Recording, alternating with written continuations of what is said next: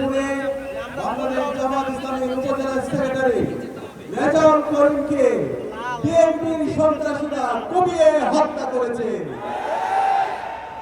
একই সাথে রেজাউল ভাইয়ের সাথে 100 জন নাগরিককে তারা গুরুতরভাবে আহত করেছে। এখন পর্যন্ত নির্বাচন কমিশন, আইন শৃঙ্খলা বাহিনী এবং এই অথর্ব ইন্টারিম সরকার এই বিএনপির সন্ত্রাসীদেরকে বিচারের আওতায় নিয়ে আসতে পারেনি।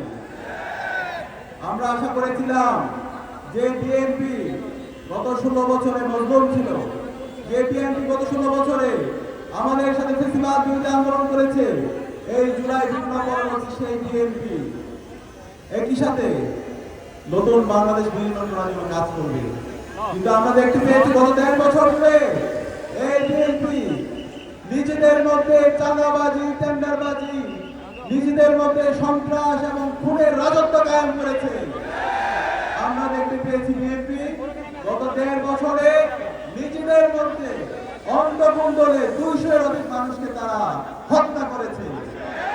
যে বিএনপি নিজেদেরকে হত্যা করে, নিজেদের মধ্যে অন্তকুণ্ডলে 200 মানুষকে মেরে ফেলে, সেই বিএনপির হাতে কিভাবে একটি রাষ্ট্র নিরাপদ হতে পারে? আমরা আশা করেছিলাম বিএনপির নেতা তারেক রহমান দেশে আসার পরে এই বিএনপির সংশোধন হবে, এবং তিনি আসার পরে বলেছেন তার অনেক পরিকল্পনা আছে। কিন্তু আমরা দেখতে পেয়েছি এই তার পরিকল্পনার মাধ্যমে সারা দেশে নারীদের উপর হামলা হয়। গত 1 সপ্তাহে সারা দেশে আমার মা বোনদের উপরে 50-এর অধিক জায়গায় এই বিএনপি সন্ত্রাসীরা হামলা করেছে। বিএনপি সন্ত্রাসীদেরকে বলতে চাই, তোরা সাবধান হয়ে যা। বেগম জিয়া এবং শহীদ জিয়ার যে বিএনপি ছিল, সেই বিএনপি এখন নেই। বিএনপিকে এখন আপনার বড় দল বলবেন না, তারা একদম ছোট দল হয়ে গেছে। বিএনপি এখন কাপুরুষের দল হয়ে গেছে। এই বিএনপি আমার মা বোনদের উপর হামলা করে, আমার মা বোনদেরকে বিভক্ত করার হুমকি দেয়। এই বিএনপিকে আমরা বলবো, তোরা এই ধরনের সন্ত্রাসী কর্মকাণ্ড বন্ধ কর। আমরা তারেক জিয়াকে বলবো, এই বিএনপিকে, বিএনপির সন্ত্রাসী যারা আছে, বিএনপির যারা চাঁদাবাজ, টেন্ডারবাজ এবং এই খুনের সাথে যারা জড়িত আছে, তাদেরকে আপনারা বিচারের আওতায় নিয়ে আসেন।